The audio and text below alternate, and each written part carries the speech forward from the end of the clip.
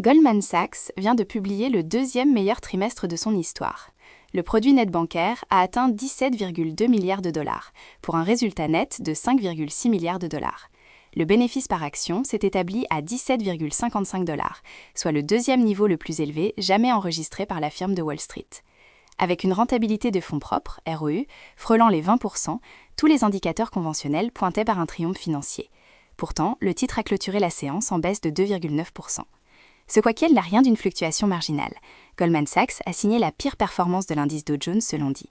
Alors que l'indice élargi, S&P 500, parvenait à repasser en territoire positif sur l'année, effaçant ainsi les pertes d'une matinée marquée par l'annonce d'un blocus naval du détroit d'Ormuz par l'administration Trump, l'action Goldman Sachs est restée orientée à la baisse, malgré le redressement global du marché. Le récit de la journée avait initialement été dicté par un choc géopolitique majeur.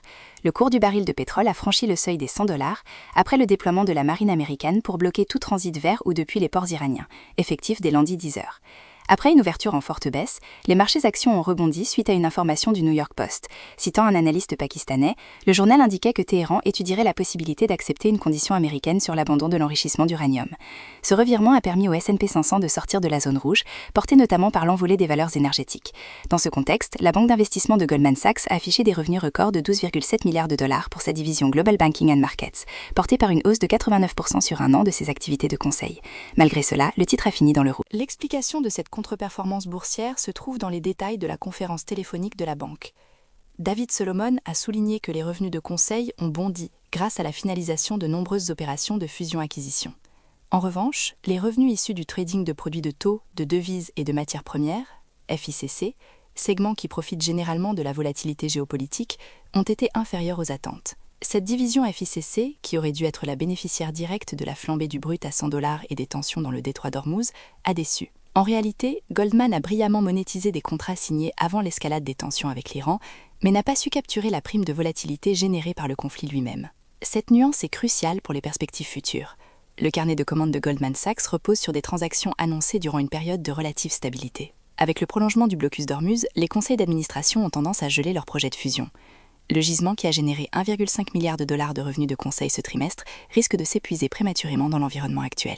UBS a d'ailleurs maintenu sa recommandation à neutre avec un objectif de cours de 930 dollars, notant que le dépassement des attentes sur le bénéfice par action provenait largement d'effets fiscaux favorables plutôt que d'une surperformance opérationnelle pure. Un second niveau d'analyse inquiète les investisseurs.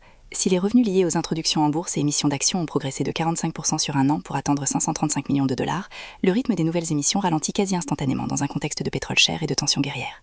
Les revenus comptabilisés ce lundi reflètent un monde vieux de 90 jours. Ceux du trimestre prochain reflèteront la réalité actuelle.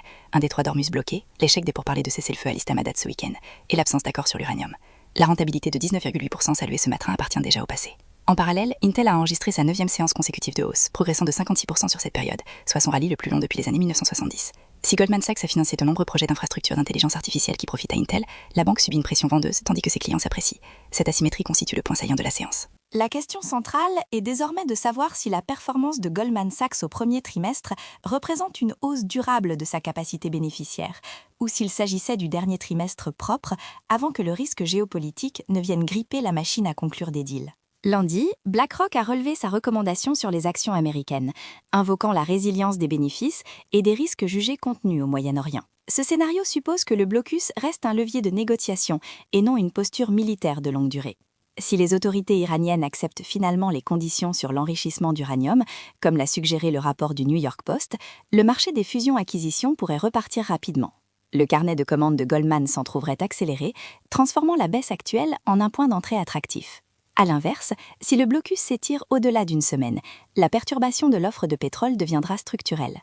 Selon le Financial Times, les derniers pétroliers chargés de brut iranien étaient déjà en route vers les raffineries ce lundi. Une fois ces stocks livrés, le marché physique se tendra sans solution de remplacement immédiate. Dans ce cas, les revenus FICC de Goldman pourraient surperformer au deuxième trimestre, grâce à la volatilité des matières premières, mais ses activités de conseil et d'émission de titres subiraient une compression sévère. L'effet net serait probablement négatif sur la trajectoire des bénéfices annuels. Pour l'heure, les éléments penchent vers ce second scénario pour la mi-trimestre. Le cours de Goldman Sachs intègre déjà une amélioration structurelle de ses activités, mais il n'a pas encore intégré un monde où le carnet de commandes se viderait plus vite qu'il ne se remplit. Le record du premier trimestre est un fait établi. La question est de savoir s'il constitue un plafond ou un nouveau plancher. L'indicateur à surveiller sera l'annonce de la prochaine finalisation d'une transaction majeure en conseil. Sans nouveau flux d'ici le mois de mai, la méfiance des investisseurs sera confirmée.